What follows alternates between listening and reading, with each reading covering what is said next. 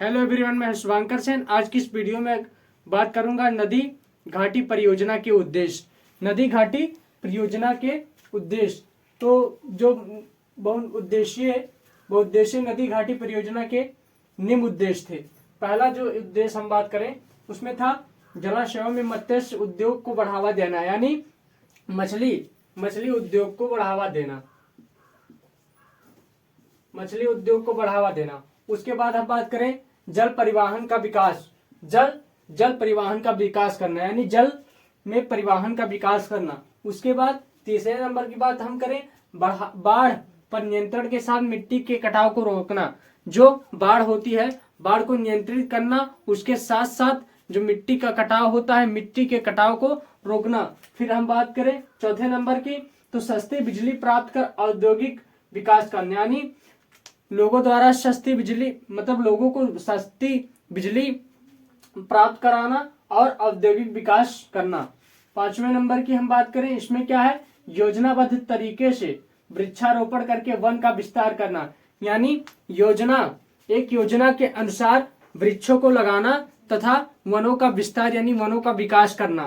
फिर हम छठवें नंबर की बात करें, शहरी लोगों के लिए शुद्ध पेयजल की व्यवस्था, यानी जो शहर में लोग हैं जिन्हें शुद्ध पेयजल नहीं मिल पाता है, उन्हें पीने योग्य जल की व्यवस्था कराना। फिर सिंचाई, यानी ग्रामीण क्षेत्रों में सिंचाई के लिए नहरों का निर्माण करवाना, सिंचाई व्यवस्था के लिए नहरों का निर्माण करवाना,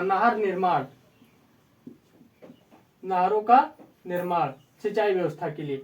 उसके बाद हम आठवें नंबर की बात करें तो अकाल के समय सूखे क्षेत्रों में जलापूर्ति कराना, यानी अकाल जो होता है, अकाल जैसी आपदा के समय जो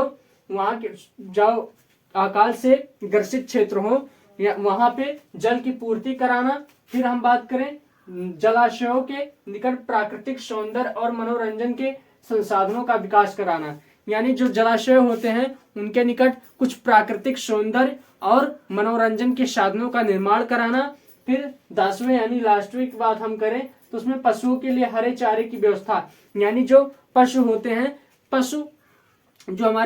उनके लिए हरे चारे की व्यवस्था ही बहुउद्देशीय नदी घाटी परियोजनाओं के मुख्य उद्देश्य हैं। मैंने आज की इस वीडियो में बहुउद्देशीय नदी घाटी परियोजनाओं के 10 उद्देश्यों के बारे में बताया है, जो कि इस प्रकार है। पहला है जलाशयों में मत्स्य उद्योग को बढ़ावा देना, जल परिवहन का विकास कराना, बाढ़ पर नियंत्रण के साथ मिट्टी का कटाव रोकना, सस्ती बिजली प्राप्त कर औद्योगिक विकास करना, योजनाबद्ध तरीके से वृक्षारोपण करके वनों का विस्तार करना, शहरी लोगों के लिए शुद्ध पेयजल की व्यवस्था एवं सिंचाई के लिए नहरों का निर्माण करवाना, अकाल के समय सूखे क्षेत्रों में जलापूर्ति करवाना और जलाशयों के निकट प्राकृतिक सौंदर्य और मनोरंजन के साधनों का विकास और पशुओं के लिए हरे चारे की व्यवस्था।